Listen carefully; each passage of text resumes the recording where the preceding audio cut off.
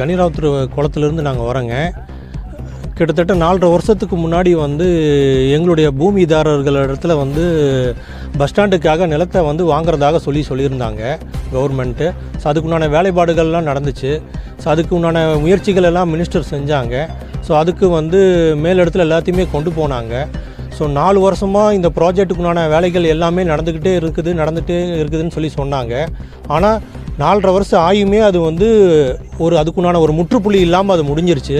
கிட்டத்தட்ட பார்த்தீங்க அப்படின்னா இது வந்து சிஎம் நம்ம ஈரோடு வரும்போதெல்லாம் அனௌன்ஸ்மெண்ட்டும் கொடுத்தாரு. சிஎம் ஃபங்க்ஷனில் அவருடைய அனௌன்ஸ்மெண்ட்லேயும் இது வந்து வந்திருக்குது.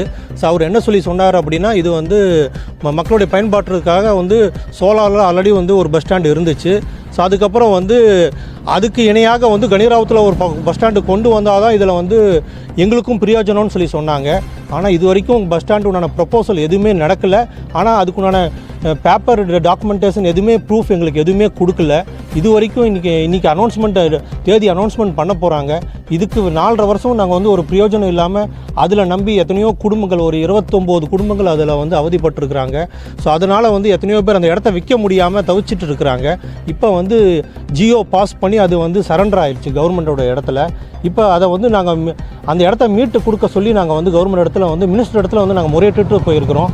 ஸோ அதை போய் மினிஸ்டர் வந்து மேலிடத்தில் கொடுக்குறேன்னு சொல்லியிருக்கிறாரு.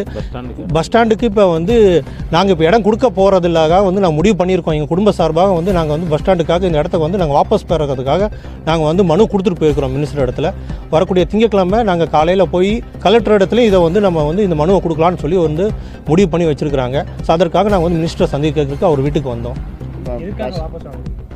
காரணம் 4.5 வருஷமாகி எங்களுக்கு வந்து அதுக்குண்டான ஃபண்ட் எதுவுமே எங்களுக்கு வரல. அதுக்குண்டான எங்களுக்கு ஒரு ப்ரூஃப் கூட எங்களுக்கு இல்லை. கொடுக்குறவங்களுக்குண்டான ப்ரூஃப் ஒரு அக்னாலஜ்மெண்ட் கூட இல்லை. ஸோ அந்த ஒரு காரணத்துக்காக இதை வந்து நாங்கள் வாபஸ் வாங்குகிறோம். இன்னும் அடுத்த கவர்மெண்ட் எந்த ஆட்சி வருதுங்கிறது எங்களுக்கு தெரியாது. அடுத்து யார் மினிஸ்டர் வருவாங்கன்னு எங்களுக்கு தெரியாது. ஸோ இதை நம்பி நாங்கள் 4.5 வருஷம் வெயிட் பண்ணது எங்களுக்கு வந்து ரொம்ப வந்து எல்லாரும் இதனால் ரொம்ப கஷ்டப்பட்டுட்டாங்க. எங்களுடைய மக்கள்கள் எல்லாருமே ரொம்ப கஷ்டப்பட்டு. இது 4 வருஷத்துக்கு முன்னாடி பேசின ரேட்டு இப்போ ரேட்டெல்லாம் இன்க்ரீஸ் ஆகிருக்குது.